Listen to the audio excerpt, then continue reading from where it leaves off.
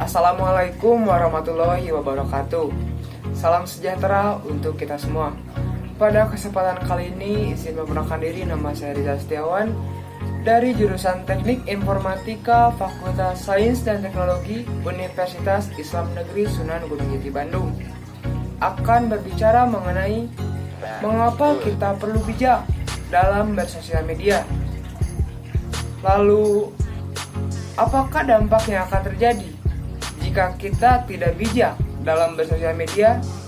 Dan bagaimana cara agar kita bisa selalu bijak dalam menggunakan sosial media?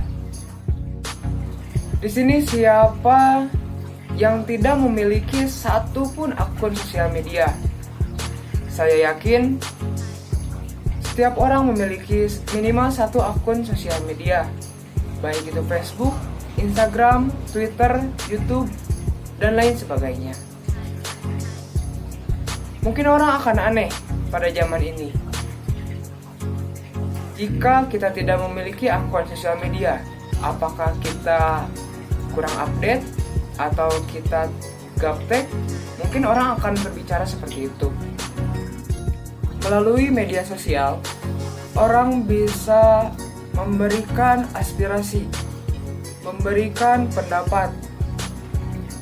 Melalui media sosial juga, orang bisa membeli barang ataupun menjual barang, mencari pekerjaan, hingga memamerkan kemampuan mereka. Pembahasan di media sosial pun tidak lagi tentang hal-hal yang remeh. Banyak pula hal-hal yang lainnya dan tidak jarang pula banyak yang menimbulkan masalah. Oleh sebab itu, pentingnya bijak dalam menggunakan sosial media merupakan modal yang paling utama. Teknologi yang saat ini kian pesat seakan memaksa kita untuk harus terus mengikuti teknologi itu sendiri. Kebebasan berpendapat, kebebasan berkomentar merupakan hal yang positif saat ini di media sosial. Tetapi, tidak jarang pula kebebasan itu sendiri menjadi bumerang bagi kita, menjadi tolak ukur yang sangat jelek untuk kita. Maka dari itu, di sini saya akan menjelaskan poin-poin penting bagaimana caranya kita bijak dalam menggunakan sosial media. Yang pertama adalah tidak membagikan informasi pribadi, serta kenali platform sosial media Anda. Di zaman yang serba digital ini, orang sangat mudah, serta pengaksesan sangat cepat untuk mencari data pribadi setiap orang, apalagi di sosial media. Ketika kita mendaftar sosial media, kita disuguhkan dengan formulir yang kita harus mengisi data pribadi kita, seperti nama, nomor telepon, alamat email, dan lain sebagainya. Otomatis, data pribadi kamu telah diserahkan kepada platform tersebut. Tetapi apakah kita percaya kepada platform tersebut bisa menyimpan data pribadi kita dengan sangat baik? Yang kedua adalah pahami penggunaannya, mengerti penggunaannya, dan bijak dalam penggunaannya. Banyak dari kita, termasuk saya, sering lupa waktu ketika kita sudah menggunakan akun sosial media. Ketika kita sedang mengakses sosial media, seringkali kita lupa waktu, sampai lupa apa yang menjadi kewajiban kita, saking kita terlalu fokus terhadap sosial media kita. Tentunya, sesuatu yang berlebihan itu hukumnya tidak baik. Contohnya, kita terlalu lama-lama berdiam diri di depan komputer, laptop, ataupun handphone bisa merusak kesehatan mata kita. Contoh lainnya adalah kurang geraknya tubuh saat kita sedang bersosial media merupakan hal yang tidak baik bagi kesehatan tubuh kita. Yang selanjutnya adalah pilih-pilih teman. Bagi anak milenial zaman sekarang, mempunyai banyak teman di sosial media yang bisa disebut dengan followers merupakan kebanggaan tersendiri merupakan gengsi tersendiri. Akan lebih baik jika kamu bisa menyaring teman-teman kamu di sosial media. Pastikan teman-teman kamu di sosial media hanya orang-orang yang kamu kenal saja. Hal ini bertujuan untuk menghindari bocornya informasi pribadi Anda sehingga tidak terjadi hal-hal yang tidak diinginkan. Saat ini, apakah kamu merasa terlalu banyak informasi yang dibagikan di sosial media? Terlebih lagi, tidak semua informasi tersebut bisa berguna bagi Anda. Maka dari itu, perlunya bijak dalam bersosial media agar bisa menghindari konten-konten negatif tersebut. Jika menemukan konten tersebut, alangkah lebih baiknya kamu hindari, tidak usah perlu lama-lama membaca. Apabila perlu, blokir informasi tersebut.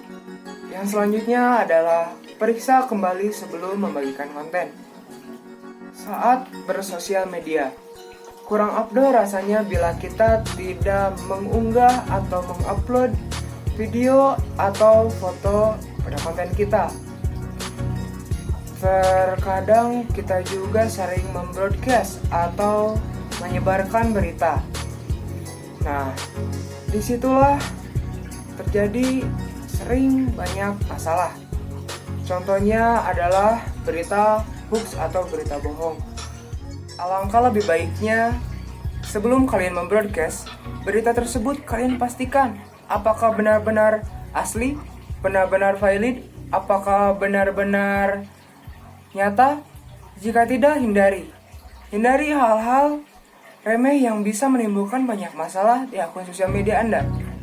Selanjutnya adalah hati-hati dengan emosi saat sedang bersosial media, saat sedang menggunakan akun sosial media Anda.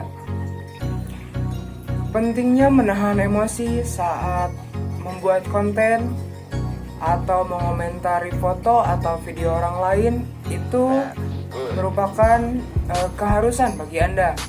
Karena yang namanya sosial media kini sudah ada hukumnya, sudah ada peraturan undang-undangnya. Alangkah lebih baiknya kita harus berpikir 2 kali sebelum mengomentari.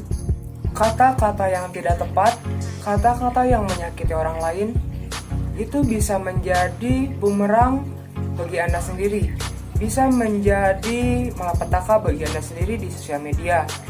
Karena tadi saya sebutkan sudah ada hukumnya, berarti kita harus lebih ramah dalam bermedia sosial. Selanjutnya adalah gunakan akun sosial media Anda kepada hal-hal yang lebih positif, contohnya untuk pengembangan diri. Contoh pengembangan diri yaitu mempelajari beberapa ilmu yang tersedia di berbagai sumber internet, berbagai sumber sosial media. Itu bisa menjadi suatu acuan untuk Anda, suatu pembelajaran penting untuk Anda.